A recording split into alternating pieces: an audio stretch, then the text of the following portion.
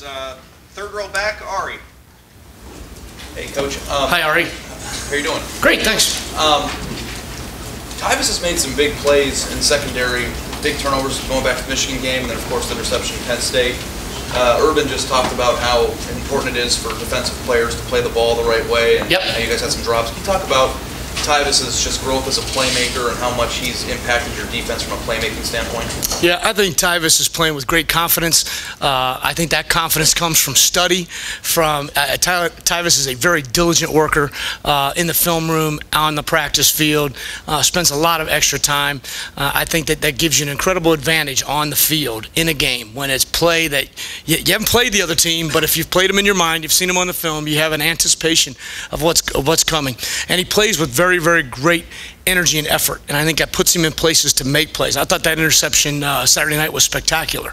Coming across the field, running in front of the receiver, laying out, and making that play. And that's just typical of what Tyvus is doing right now. How have you seen his evolution as a playmaker? Obviously, he's been somebody that you've included and the team has relied on since he's a freshman as a starter, but how's he grown the last You got to remember, he spent a year as a redshirt. He got here early, and Tyvus's growth is directly related to his maturity, his growth as a man.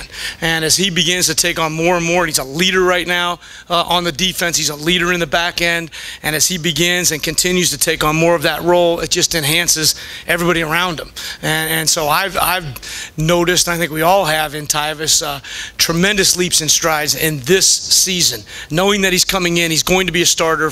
You know, none of that's, there's a difference when you're fighting to get a job and when you have a job, and he's got a job, and so he can take another step, I think, in his development that way. Front row left, Doug. Kerry, Coach Meyer was talking about how well the defense plays at Penn State, except for that last drive in regulation. You guys, what do you think? You did so many things well. Was there anything on that last drive that stood out? Obviously, there's a penalty in there, but what stood out? And what allowed? There's a couple of penalties. It's a 19-play drive for 77 yards. There were things that I think we would love to, as players and coaches, go back and do differently. I think you have a mindset based on the amount of time left in the half or left in the game, what you're trying to accomplish, make sure there aren't big plays. And then we had the quarterback sneaks and those kind of things that extended the drive. A couple of missed tackles, a couple of missed opportunities, you know, a couple of balls that we didn't catch that we would like to have back. So I don't know that we would do anything differently. I think our kids, I think they rose to the occasion. I know that sounds odd because they caught us, but you know, they only caught us. They didn't go ahead of us. We walked out of there with another chance to play and line up and play in overtime. And I think that was important as well. And I think it was a momentum shifter. I think our team was, you know, back on our heels a little bit there in that last drive. And that's a tough place to play and a tough situation to be in. I've seen teams like have defensive backs when they drop an interception and do push-ups, some kind of punishment in the practice field. Do you guys do anything similar to that? Do you have to take any penalties if you do it in a game? We don't do penalties for doing it in the game. We talk about it. You know, there's not a kid in the world that goes out there with the intention of dropping a ball. I think we all understand that. At the same time, we call them MOBPs, missed opportunity to make a big play.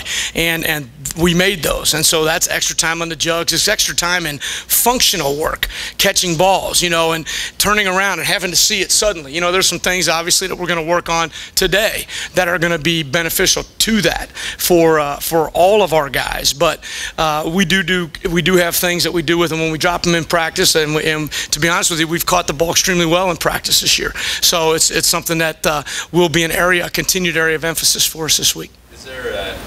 Is it an amount of time or a number of balls on the jugs, I mean, per drop or anything like that?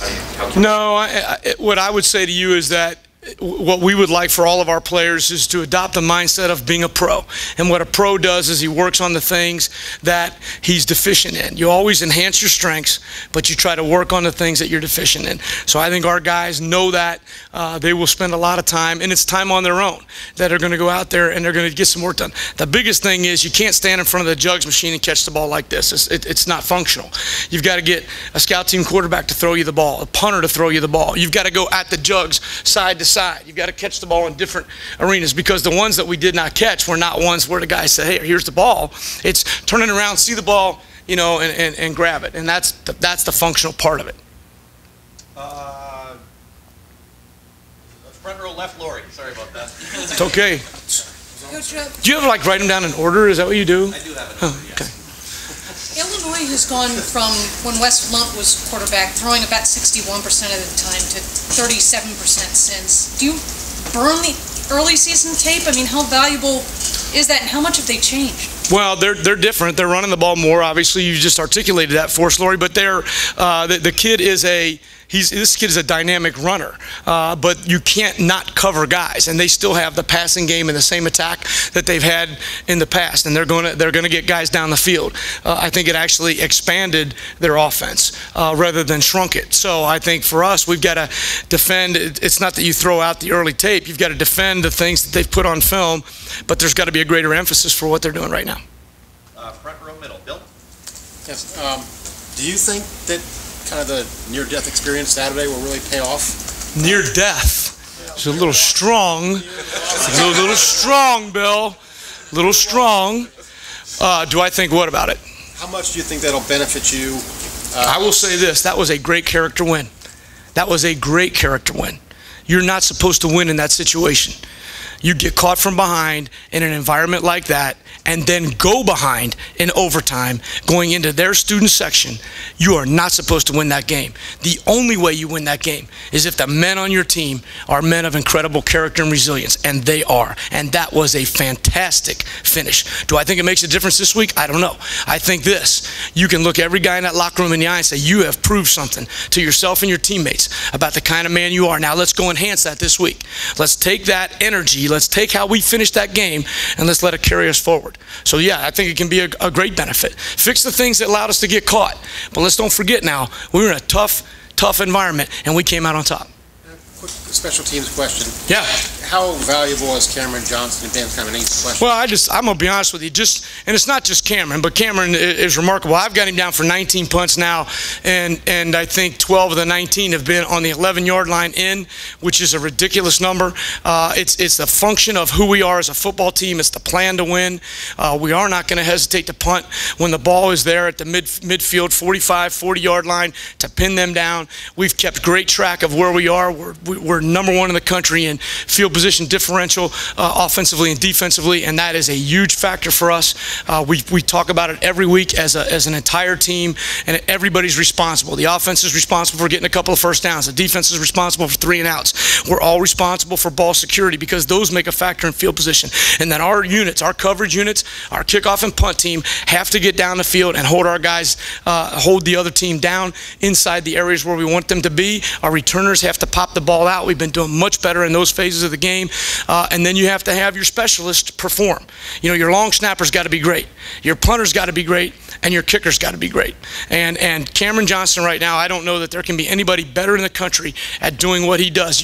Practice on Thursday is an amazing thing because we ask him to drop that ball on the 8-yard line, and I cannot tell you how many times that ball hits the 8-yard line when he's working that drill. I mean, it's like telling a guy to take his pitching wedge out there and put it in a hole, and he just keeps doing it.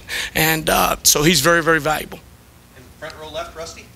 Kerry, how much does Illinois' win over Minnesota on Saturday help you guys to get your players to focus on Illinois? I'll be honest with you, to me, that's a non-factor. We didn't play well last year when we were there. Our kids they know that defensively. I think that they're a very, very capable football team. Our guys are going to see that on film, and so I don't know that win or loss. We have great respect for them and their coaches, and I know that our players do, and so I think our kids will be focused. It's 8 o'clock. It's in the shoe.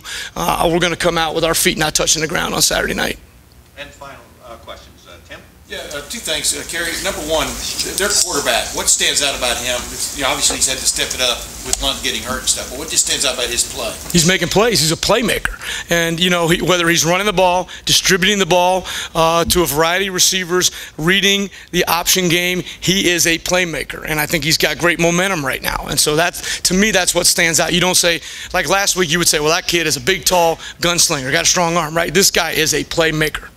And the other thing, Dorian Grant the other day had a Batman T-shirt on, and we asked him, well, who's your Robin? And he named you. Oh, he did he? My point is, have you seen him the last 3 years? Let me have a little conversation with Duran today. I'm his Robin. I thought you were like Alfred, but anyway. Have you seen He's the Joker. We're going to have an issue here. Have you seen him the last 3 years? Has he like blossomed as a personality, whatever you want to call it? What have you seen different about him? Duran I love Duran Grant. I know you know that already, but Duran Grant is a very, very funny guy. He does impressions and impersonations. He never does them around me because he knows I'm going to rip him. But he's got a great sense of humor. I think the thing that I appreciate most about Duran is the way that he is able to lead in a very firm manner. And that is that's refreshing to see, because in today's society, pure leadership is not something I don't think that's valued a great deal. And we're watching film this morning, and I'm having a conversation with one of the other secondary players in the room about a particular technique, and he's kind of mumbling around and he's not really articulating the answer very well. And Duran says, "Come on, man, it's this and it's this," with firmness. Now, Duran can go in a locker room and yuck it up and hug him up and be that guy. But when it's time to go, he can look those guys in the eyes like a laser right now. And the way he's playing and the way he's leading is making a real difference in the back end. You know, he's the only experienced guy back there. He's the only senior. He's a lot of only things. And we need him to do that. And he's doing it. And I think that's because of the stuff that Coach Meyer has spent so much time on with him and others in the leadership capacity. Coach, thank you so much for your time. Okay, great. Thanks, guys.